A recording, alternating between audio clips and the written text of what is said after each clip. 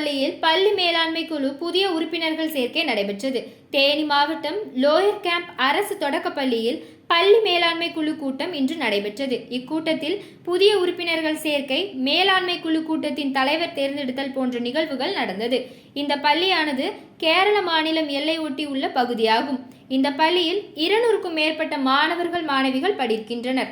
இந்த விழாவில் பள்ளியின் தலைமை ஆசிரியர் ராமச்சந்திரன் தலைமை தாங்கினார்.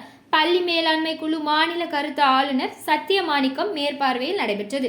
இந்த பள்ளி மேலாண்மை குழு உறுப்பினர்களில் தலைவராக விஜயலட்சுமி தேர்ந்தெடுக்கப்பட்டார். தேர்ந்தெடுக்கப்பட்ட அனைத்து உறுப்பினர்களும் உறுதிமொழி ஏற்றுக்கொண்டனர். இந்த நிகழ்வில் பெற்றோர்கள், ஆசிரியர்கள்